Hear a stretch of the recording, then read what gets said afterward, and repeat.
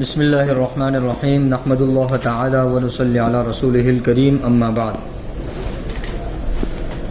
الحمدللہ آج کی تراویح میں ہمارے 29 پارے مکمل ہو چکے ہیں۔ اللہ رب العزت قبول اور منظور فرماوے۔ انشاءاللہ آئندہ کل 30واں پارہ آدھے سے کچھ اوپر پڑھا جائے گا اور پھر پرسوں انشاءاللہ تعالی ہمارا قرآن ختم ہوگا۔ اللہ رب العزت اپنی پاک بارگاہ میں قبول فرماوے۔ ہماری سورہ حجرات کی تفسیر چل رہی تھی، جس میں اللہ رب العزت نے معاشرے کے لائن کی بہت ساری اہم باتیں ارشاد فرمائی ہیں۔ اس میں سے اللہ رب العزت نے ایک بات یہ بھی ارشاد فرمائی۔ اللہ پاک ارشاد فرماتے ہیں کہ یا ایھا الذین آمنوا، اے ایمان والو، لا یسخر قوم من قوم، کہ تم میں سے کوئی ایک دوسرے کا مذاق نہ بنائے۔ ہو سکتا ہے کہ جس کا مذاق بنایا جا رہا ہے وہ اللہ رب العزت کے نزدیک تم سے زیادہ بہتر ہو، اور ایسے ہی عورتیں آپس میں ایک دوسرے کا مذاق نہ بنائیں۔ ہو سکتا ہے کہ جس عورت کا مذاق بنایا جا رہا ہے وہ اللہ رب العزت کے نزدیک تم سے زیادہ بہتر ہو۔ اس کا خلاصہ یہ نکلا، مذاق بنانے کا مطلب یہ ہے کہ کسی بندے میں یا کسی بندی میں کوئی عیب ایسا ہو جس کو ہم اپنی بول چال میں برا سمجھتے ہو، اور ہم اس کو ایک برے لفظ سے پکاریں۔ جیسے مثال کے طور پر بیچارہ کوئی اپاہج ہے، یا کوئی نابینا ہے، یا کوئی بہرا ہے، کوئی معذور ہے، یا کوئی کسی بیماری میں مبتلا ہے، تو اس کو اس کی بیماری کی طرف منسوب کر کے ایسے لفظ کے ساتھ پکارنا کہ جس سے اس کو کیا پہنچے؟ تکلیف پہنچے، اس کا مذاق بنایا جائے، اس پر ہنسا جائے۔ جیسے مثال کے طور پر بہت سارے حضرات ایسے ہوتے ہیں قدرتی طور پر کہ ان کی آنکھیں ٹیڑھی ہوتی ہے، تو ہمارے ہاں ایسے لوگوں کی چیڑ پاڑ دیتے ہیں نا۔ ہماری احمدآبادی زبان میں کیا کرتے ہیں، ایسے لوگوں کی بیچاروں کی چیڑ پاڑ دیتے ہیں، یا ہے کہ ایسے لفظ بنا دیتے ہیں جس سے ان کو تکلیف پہنچے۔ اللہ رب العزت نے منع فرمایا کہ آپس میں ایک دوسرے کو اس طریقے کے برے الفاظ سے نہ پکارو۔ ہو سکتا ہے کہ جس کو تم چڑھا رہے ہو یا جس کا تم مذاق بنا رہے ہو، اللہ رب العزت کے ہاں اس کا مقام بہت بڑا ہو، بہت زیادہ ہو۔ اور دوسری قباحت اس میں یہ ہے کہ جب ہم کسی کی چیڑ پاڑتے ہیں یا ہم کسی کو اس کی برائی کی طرف منسوب کرتے تو کہیں نہ کہیں ہمیں اپنے آپ کو اچھا محسوس کرتے ہیں، فیل کرتے ہیں کہ بھئی میں اچھا ہوں اس کے مقابلے میں، یوں سمجھتے ہیں نا ہم۔ تو اللہ رب العزت نے فرمایا کہ تم تو اپنے آپ کو اچھا سمجھتے ہو نا، اس کو برا کہتے ہو سکتے ہیں کہ اللہ رب العزت کے ہاں اس کا مقام کیا ہو؟ تم سے زیادہ اچھا ہو۔ اور جس کا مقام اللہ رب العزت کے یہاں اچھا ہو تو پوری دنیا والوں کے اس کو برا کہہ دینے سے کیا فرق پڑتا ہے؟ کہنے والے کا ہی برا ہو جائے گا اگر اللہ رب العزت چاہے تو اللہ رب العزت نے مستورات کا الگ تذکرہ فرمایا، مردوں کا الگ تذکرہ فرمایا۔ یہ چیز بہت زیادہ اہم تھی، حالانکہ صرف قوم کہتے تھے تو اس کے اندر مستورات بھی شامل تھی، لیکن نہیں، مستورات کا الگ سے تذکرہ فرمایا، کیونکہ یہ چیز ایسی ہے جو مردوں میں مستورات میں دونوں میں پائی جاتی ہے کہ پیٹھ پیچھے ایک دوسرے کی برائی کرنا یا ایسے الفاظ سے اس کا مذاکرہ کرنا کہ جس سے تمسخر پایا جائے، سخریہ پایا جائے، تو اللہ رب العزت نے اس کو حرام قرار دیا۔ کیا قرار دیا؟ حرام قرار۔ اور ہمارے زمانے میں تو مستقل یہ ایک ٹاپک بنا ہوا ہے، اس کے اوپر لوگ مذاکرہ کرنے کو اچھا سمجھتے ہیں، ہے نا، مسخرہ پن جس کو کہتے ہیں، اور اس کو ٹیلنٹ لوگ کہتے ہیں۔ اس کا نام کیا ہے، کس کا دے دیا کہ اس کے اندر اچھا ٹیلنٹ ہے، کہ طرح طرح کے القابات لوگوں کو بنا دیتا ہے، چیڑ پاڑ دیتا ہے کہ بھئی اس کے اندر ٹیلنٹ اچھا ہے۔ اللہ رب العزت فرماتے ہیں کہ یہ تو گناہ کی چیز ہے، یہ تو حرام ہے، ایسا ہی حرام ہے جیسے شراب حرام ہے، ایسے ہی حرام ہے جیسے سود حرام ہے۔ تو اللہ پاک نے منع فرمایا کہ ایمان والو، آپس میں ایک دوسرے کو ایسے الفاظ سے نہ پکارو کہ جس سے اس کا کیا بنے؟ مذاق بنے۔ ایسے ہی مستورات آپس میں ایک دوسرے کے لیے ایسے الفاظ استعمال نہ کرے جس سے اس کا کیا بنے؟ مذاق بنے۔ ہو سکتا ہے کہ جس کا مذاق کیا جا رہا ہے اللہ رب العزت کے نزدیک مذاق کرنے والے کے مقابلے میں اس کا مقام کیسا ہو؟ اچھا ہو۔ ایک چیز اللہ رب العزت نے ارشاد فرمائی۔ دوسری چیز اللہ رب العزت نے ارشاد فرمائی، لا تلمزوا انفسکم، اپنے آپ کو برا مت کہو۔ حالانکہ اپنے آپ کو کون برا کہتا ہے؟ کوئی بھی برا نہیں کہتا اپنے آپ کو۔ ایسے ہی قرآن پاک میں ایک اور آیت اللہ رب العزت نے نازل فرمایا جس میں اللہ پاک نے ارشاد فرمایا، لا تقتلوا انفسکم، اپنے آپ کو قتل مت کرو۔ اپنے آپ کو کون قتل کرتا ہے؟ اس کا مطلب یہ ہے کہ اگر آپ نے کسی کو برا کہا تو ظاہر سی بات ہے وہ بھی بدلے میں آپ کو کیا کہے گا؟ برا کہے گا. آپ نے کسی کو گالی بولی تو بھی بدلے میں آپ کو کیا بولے گا؟ گالی بولے گا. گویا کہ آپ کو دوسرے کو برا بھلا کہنا یہ حقیقت میں اپنے آپ کو ہی برا بھلا کہنا ہے کہ وہ لوٹ کر برائی کس کی طرف آئے گی؟ ہماری طرف ہی آئے گی. یا یہ کہ ہم کسی کو قتل کر دیتے ہیں تو بدلے میں اس کے چاہنے والے کیا کر دیں گے؟ ہم کو قتل کر دیں گے. تو ہمارا کسی کو قتل کرنا یہ ہمارے اپنے آپ کو قتل کرنے کا کیا بن گیا؟ ذریعہ بن گیا، سبب بن گیا. اس لیے اللہ رب العزت نے وہاں ارشاد فرمایا لا تقتلوا انفسکم، اور یہاں ارشاد فرمایا لا تلمزوا انفسکم، کہ اپنے آپ کو مت چڑھاؤ یا اپنے آپ کو برے الفاظ سے مت بلاؤ یا اپنے آپ کو برائی کی طرف منسوب مت کرو. اس سے مراد یہی ہے کہ دوسروں کو برا مت کہو، کیونکہ اگر تم اس کے بارے میں برائی کرو گے تو وہ بدلے میں کیا کرے گا؟ تمہاری بھی برائی کرے گا. یا دوسرے پر بغیر دلیل کے الزام مت لگاؤ. الزام لگانا، باتیں ملانا، بغیر دلیل کے لوگ باتیں ملاتے ہیں، یہ تو ایسا ہے وہ تو ویسا ہے، کوئی دلیل ان کے پاس نہیں ہوتی. اللہ رب العزت نے اس کو کیا قرار دیا؟ حرام کرا دیا. لا تلمزوا انفسکم. ایسے ہی تیسرا حکم اللہ رب العزت نے ارشاد فرمایا لا تنابزوا بالالقاب. اچھا نام ہے اللہ رب العزت کے نبی حضرت محمد صلی اللہ علیہ وسلم اتنی پیاری شریعت لے کر آئے اور اس شریعت کے اندر اتنے اچھے اچھے نام ہیں.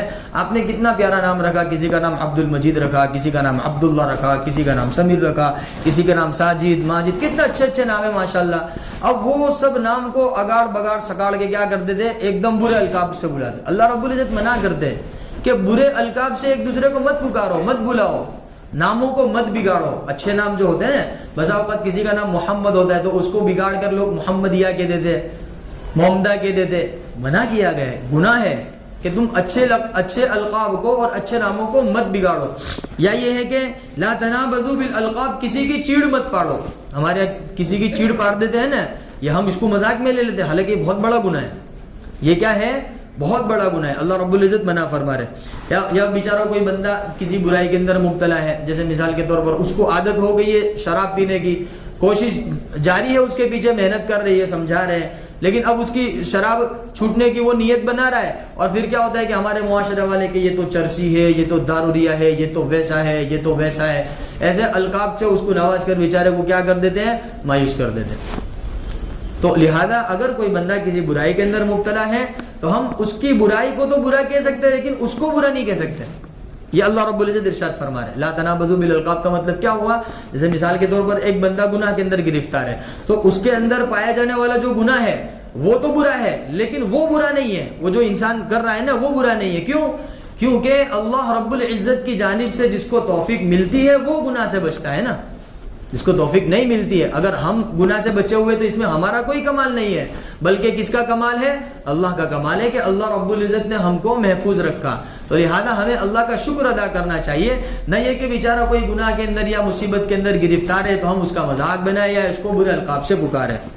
بہرحال یہ تین حکم اللہ رب العزت نے بنیادی طور پر ارشاد فرمائے. پھر ارشاد فرمایا بئس الاسم الفسوق بعد الایمان، کہ ایمان لانے کے بعد یہ گناہ کے اندر گرفتار ہونا یہ تو بہت بری چیز ہے، یہ تو بہت برا نام ہے کہ ایمان والا اور گنہگار، یہ تو نہیں ہو سکتا.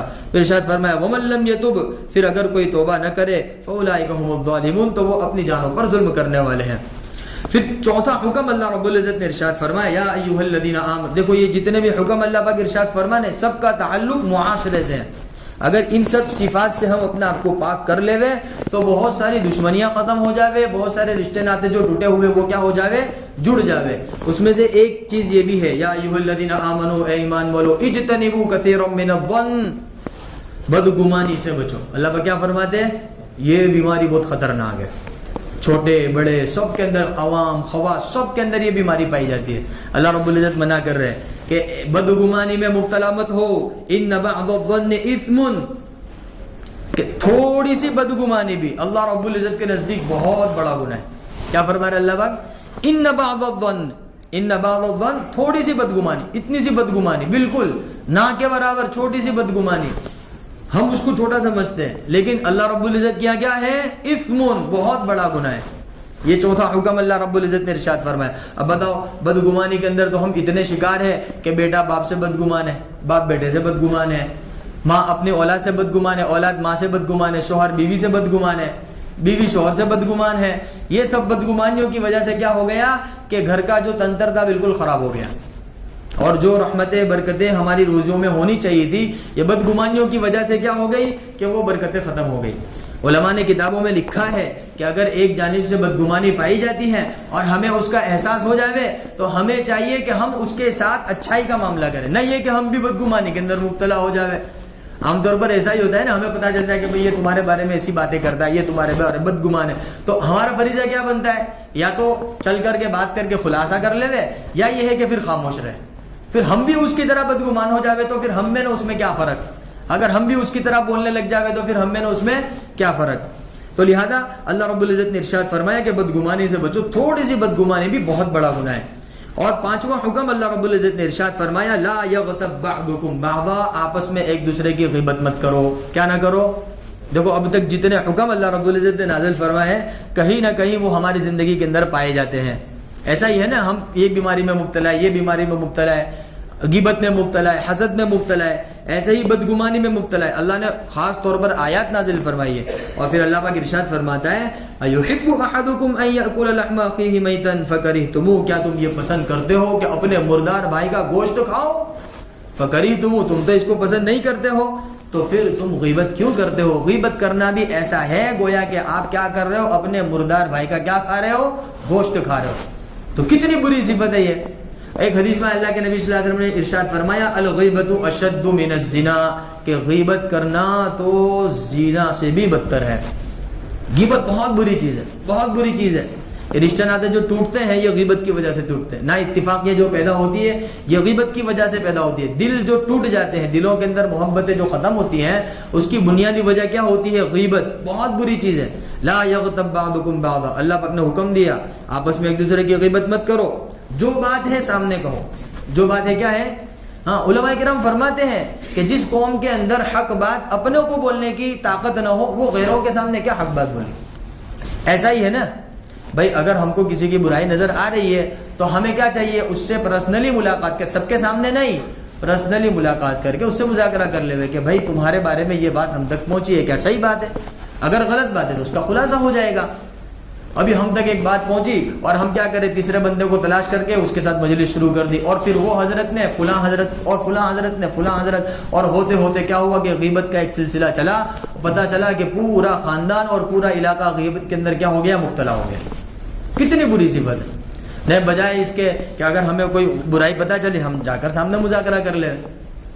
ہاں، تو کہتے ہیں نا کہ جس قوم کے اندر حق بات اپنوں کو بولنے کی طاقت نہیں ہے، وہ غیروں کے سامنے کیا حق بات بولیں گے؟ تو یہ ضروری ہے، اگر کسی کی برائی کے بارے میں ہمیں علم ہوا تو اگر ہماری نیت اصلاح کی ہے تو اچھا یہ ہے کہ ہم اسی کے سامنے مذاکرہ کریں، نہ کہ دوسروں کے سامنے مذاکرہ کرتے پھرے۔ اس سے نیکی برباد گناہ لازم آ جائے۔ کیا ہو جائے گا؟ نیکی برباد گناہ لازم۔ تو بہرحال اللہ رب العزت نے ارشاد فرمایا کیا تم یہ پسند کرتے ہو کہ اپنے مردار بھائی کا گوشت کھاؤ؟ نہیں پسند کر دو، واتقوا اللہ، لہذا کیا کرو؟ اللہ سے ڈرو۔ ان اللہ تواب الرحیم، اگر گناہ ہو گیا ہے، غیبت کا گناہ ہو گیا ہے، بدگمانی کا گناہ ہو گیا ہے، برے القاب سے لوگوں کو پکارا ہے، اب بھی موقع ہے کیا کر لو کہ توبہ کر لو۔ اللہ رب العزت رحم کرنے والا ہے۔ پھر اللہ رب العزت نے ایک محبت بھرا پیغام پوری امت مسلمہ کو ارشاد فرمایا کہ یا ایھا الناس، اے لوگو، انا خلقناکم من ذکر و انثی، ہاں ہم نے تم کو مردوں میں عورتوں میں پیدا کیا، وجعلناکم شعوبا و قبائل، ہم نے تمہارے شعبہ جات بنائے، تم کو قبائل میں تقسیم کیا، لتعارفوا، تاکہ تم آپس میں ایک دوسرے کا تعارف حاصل کرو، ایک دوسرے کے لیے مدد بنو، سہارا بنو۔ اللہ رب العزت نے ایک دوسرے کو قبیلے میں اس لیے تقسیم کیا تاکہ کیا بنو؟ ایک دوسرے کا سپورٹ بنے، ایک دوسرے کا سہارا بنے۔ اور ہمارے ہاں تو یہ کہاوت چل پڑی ہے کہ آج کے زمانے میں تو کسی کی ہیلپ کرنا ہی گناہ ہے۔ ایسا ہی ہے نا، ہمارے یہاں تو یہ کہاوت چلی ہے نا، کسی کی مدد کرنا ہی گناہ ہے۔ یہاں اللہ رب العزت کیا فرما رہے ہیں؟ لتعارفوا، تاکہ تم ایک دوسرے کا تعارف حاصل کرو، ایک دوسرے کی مدد کرو، ایک دوسرے کی مصیبت میں کام آؤ، ایک دوسرے کی پریشانی میں کام آؤ۔ لیکن ہمارے یہاں کیا ہے کہ اس کا معاملہ الٹا ہو رہا ہے، جس کی وجہ سے کیا ہو گیا کہ بہت ساری پریشانیوں کے اندر ہم خود بھی کیا ہو گئے؟ گر گئے۔ لہذا جب ہم حالات میں ہوتے تو کوئی ہماری مدد کے لیے نہیں آتا۔ کیوں؟ کیونکہ جب سامنے والے کو مدد کی ضرورت تھی اس وقت ہم کھڑے نہیں ہوئے، اس وقت ہم نے اس کو سپورٹ نہیں کیا۔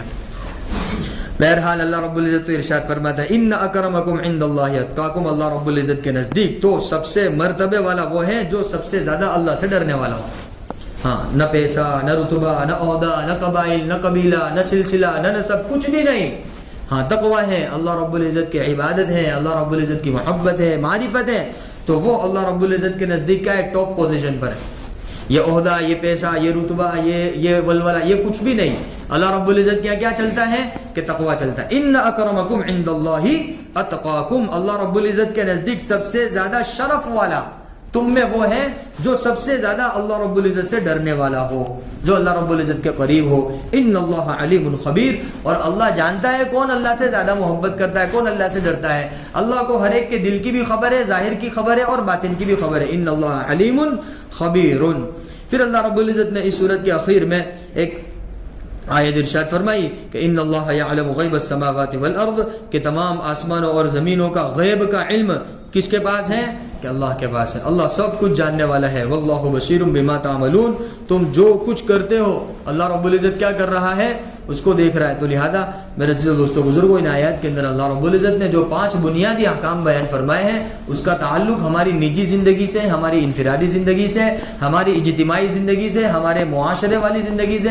اگر اس کو اپنایا جائے گا تو انشاءاللہ تعالی ہمارے گھر میں بھی چین اور سکون آئے گا، ہماری سوسائٹی میں بھی، ہمارے معاشرے میں بھی۔ پھر ہوتے ہوتے کیا ہوگا کہ مسلمانوں کے درمیان اتفاقی پیدا ہوگی اور نا اتفاقی سے کیا ہوگی؟ حفاظت ہوگی۔ اللہ رب العزت حفاظت فرماوے، قبول فرماوے، جو کہا گیا سنا گیا اللہ رب العزت اپنے یہاں اس کو مقبول فرماوے۔ سبحان اللہ۔